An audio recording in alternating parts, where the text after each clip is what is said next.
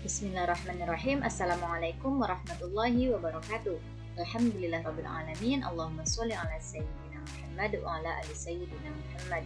Rabbi syrah li sadri wa yassir li amri wahlul 'uqdatam min lisani yafqahu qawli. Perkenalkan, saya Reza Yalawami. Saya merupakan mahasiswi semester 4 pada program studi Teknik Informatika di Universitas Islam Negeri Sultan Syarif Hasan Riau. Baiklah, pada kesempatan kali ini saya akan mempresentasikan hasil daripada ujian penuh semester saya pada mata kuliah pemrograman.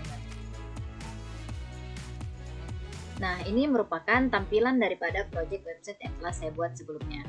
Nah, pada website ini berisi tentang portofolio singkat mengenai atau diri saya sendiri. Nah, di sini ada beberapa menu.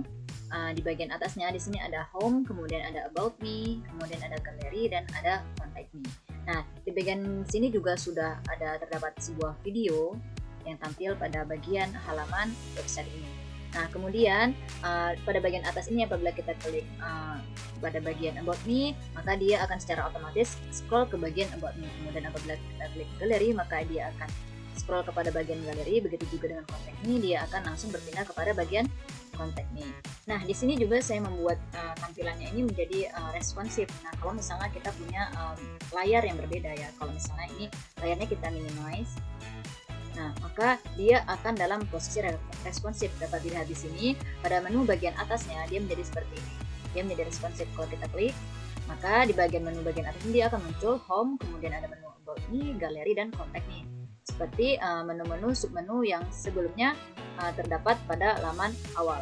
Seperti apabila kita maximize, maka dia akan timbul seperti ini. Dan apabila kita minimize, maka dia akan diberikan submenu seperti ini. Seperti itu.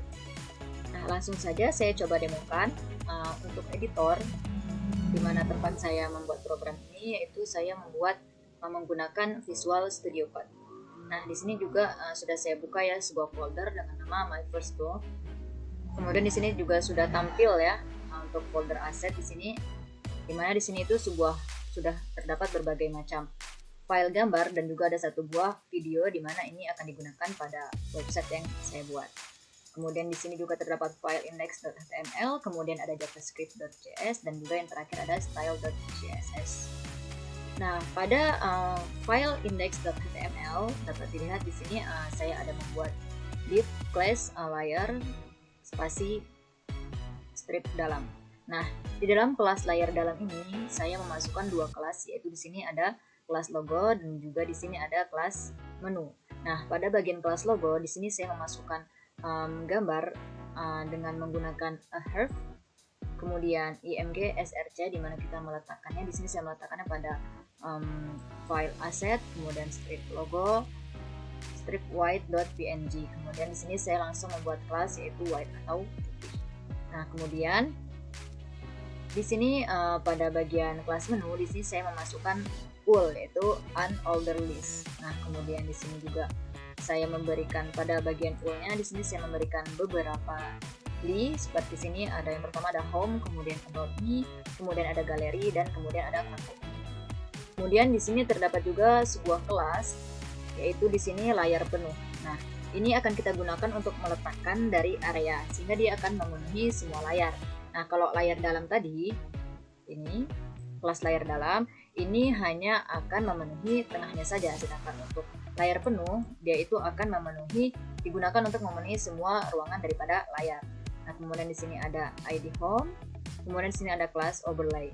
Nah, kemudian di sini ada video autoplay mute flow. Nah, video autoplay itu dia akan langsung menjalankan daripada videonya. Kemudian mute itu agar dia itu tidak mengeluarkan suara, dan kemudian untuk loop itu kita berikan agar dia itu mengulangi videonya terus-menerus. Seperti kita dapat lihat di sini untuk videonya dia itu mute dan dia autoplay, dan kemudian dia itu loop, dia akan mengulang video ini terus-menerus seperti itu. Nah, lalu kemudian kita itu akan menggunakan JavaScript untuk menampilkan menu-menunya seperti ini ya. Kita dapat ketahui bahwasanya ini bagian menunya. Ketika kita klik about me, maka dia akan scroll kepada about me, gallery, kemudian contact me. Nah, kita akan meletakkan link JavaScript kita untuk menampilkan menu-menu ini. Kita kembali kepada PSG. Nah, di sini kita akan meletakkan link JavaScript kita pada di bawah sini saja. Script, kemudian src sama dengan tanda petik javascript.js, kemudian script. Nah, seperti ini. Nah, ada sebuah framework yang biasa kita gunakan untuk memudahkan kita ketika kita melakukan operasi dengan JavaScript. Nah, namanya itu adalah jQuery. Nah, di sini saya include-kan jQuery-nya ke script saya. Nah, di sini saya menggunakan CDN saja sehingga kita tidak perlu lagi mendownload. Jadi kita tuh langsung akses filenya itu dari internet gitu.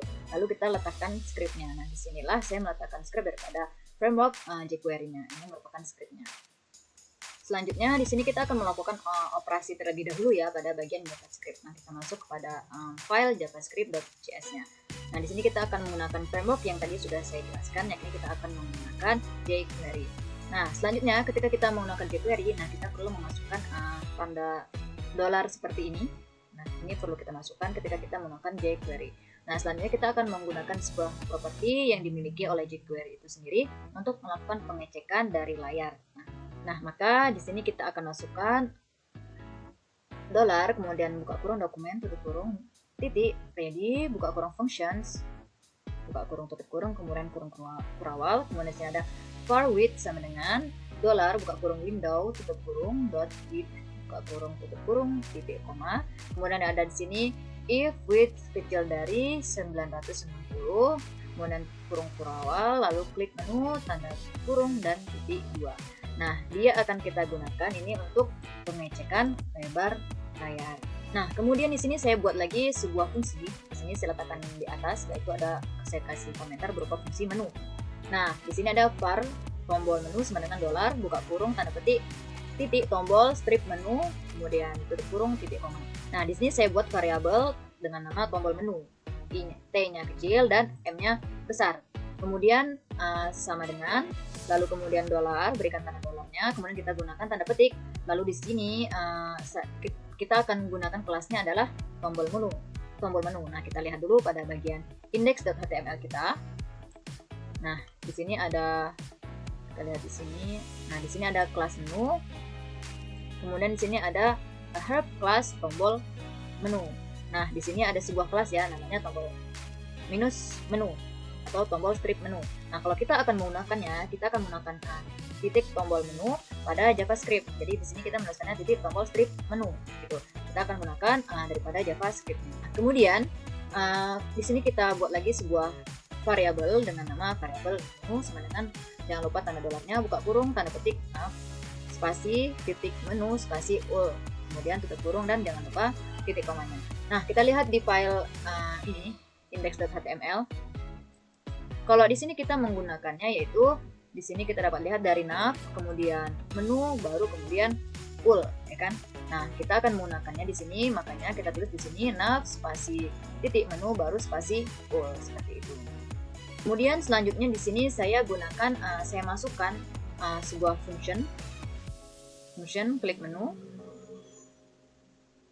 Kemudian di sini saya akan melakukan aksi ya, dari tombol menu kita tuliskan tombol menu titik klik buka kurung function, buka kurung tutup kurung, kemudian kurung kurawal, kemudian ada menu titik toggle buka kurung tutup kurung, dan titik komanya jangan lupa. Nah, menu toggle ini dia akan mengaktifkan kalau misalnya tombol menunya itu dalam keadaan non-aktif atau masih belum aktif gitu. Jadi dia fungsinya akan mengaktifkan. Nah, kemudian kita tambahkan lagi di sini menu titik klik, kemudian buka kurung function, buka kurung tutup kurung, kurung kurawal, lalu kita tambahkan menu titik lagi, buka kurung tutup kurung, jangan lupa titik komanya. Seperti itu. Nah, function ini akan kita gunakan, fungsi ini akan kita gunakan pada bagian di bawah ini. Dimana di sini dapat kita ketahui, kita atur, kita berikan di sini kondisi kondisional if width ya, dimana apabila kalau misalnya widthnya itu kurang dari 990 misalnya, kemudian kita akan ikutkan fungsi di bagian bawahnya. Kita buat di sini klik menu, tanda kurung, kemudian lalu titik koma, seperti itu. Nah, ini untuk menampilkan menu-menunya. Kalau misalnya kita klik di bagian menunya, dia akan menampilkan menu-menunya, dan kalau misalnya kita klik lagi, maka dia akan hilang seperti itu. Nah, kita lihat pada websitenya seperti ini. Apabila kita klik menunya, maka ia akan menampilkan sub-sub daripada menu, dan apabila kita klik lagi, maka ia akan hilang seperti itu. Nah, lalu kemudian kita akan atur nih cara di sini. Kita di sini beri komentar. Di sini adalah check lebar ya. Lalu di sini saya tulis dengan menggunakan sintak dari jQuery. Nah, di sini tuh kita akan melakukan pengecekan ya dari layar. Kalau misalnya ukuran layarnya itu berubah, jadi kalau misalnya ukuran layar berubah, tampilannya gimana gitu, kita akan melakukan pengecekan seperti itu. Di sini kita buat tanda dolar, buka kurung window, tutup kurung, titik, kemudian resize, baru kita buat function di sini. Kemudian di sini ada var width sama dengan tanda dolar, kemudian buka kurung window, tutup kurung, kemudian titik width, buka kurung, tutup kurung, dan titik koma. Nah, kemudian kita cek nih di sini, if width lebih besar dari 989. Nah, kalau kita lihat ya di atas tadi, di sini kita buatnya if width kecil dari 990 ya, pengaturannya kita buat tadi. Nah, kalau misalnya ukuran layarnya itu kurang dari 990, maka di sini bisa diklik. Nah, di sini nanti akan menampilkan kalau misalnya ukuran layarnya itu lebih besar daripada 989, kita akan tampilkan untuk menunya ya. Kemudian di sini kita buat menu.css, kemudian display, buka kurung, tanda kutip display, koma, kemudian tanda kutip lagi, kemudian blok, kemudian tutup kurung, kemudian titik, koma. Nah, menu.css. Nah, menu.css ini datangnya dari mana? Nah, menu.css ini kita ambil dari atas ya. Di sini kita kan tadi membuat nih variabel menu. Nah, kita buat di sini menu.css di sini. Seperti itu. Nah, untuk pada bagian display ini kan di sini ada tanda kutip display, kemudian koma, lalu ada tanda kutip block. Nah, ini kalau misalkan ini kita tuliskan dengan CSS ya, ini maka tulisannya adalah display titik 2 block.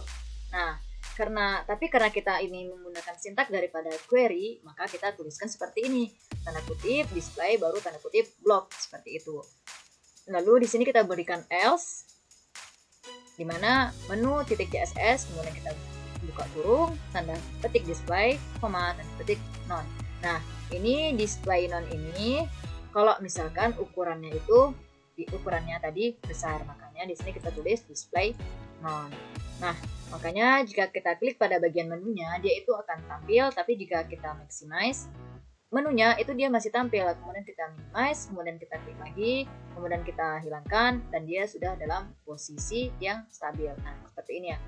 Apabila kita klik maximize, maka menunya akan tampil di sini. Apabila kita minimize, dia akan tampil di sini. Nah, seperti itu, maka dia sudah stabil. Nah, kemudian di sini juga saya membuat komentar. Di sini ada efek scroll. Nah, di sini sama saja kita buat seperti di atas tadi, yaitu ada seperti ini. Nah, kemudian kita berikan var scroll underscore post sama dengan. Nah, di sini saya buat if buka kurung scroll underscore post itu besar dari 0, tutup kurung, kemudian kurung ke awal. Nah, artinya dia itu posisinya lebih besar daripada kosong ya. Kalau misalnya diturunkan, itu kita akan berikan dia efek di dalamnya. Kita tuliskan di sini, kemudian kita tuliskan di sini dolar, kemudian kita berikan tanda petik, kemudian kita berikan di sini sebuah tab yaitu nav. Nah, di sini kita berikan kemudian titik, kemudian add class, kita berikan sebuah kelas baru. Di sini kita tambahkan kelasnya, yaitu di sini adalah kelas putih. Tetapi di sini kita juga memerlukan else di dalam sini ya kan, supaya pas kita kembalikan dia ke atas, kita scroll ke atas lagi, itu dia akan menghilangkan untuk kelas putihnya gitu. Di sini kita buat remove class. Nah, makanya di sini kita rubah yang awalnya tadi kita buat sini kan add class. Jadi remove class ini menambahkan kelas, di sini kita menghapus atau membuang kelas, seperti itu. Makanya dinamakan remove.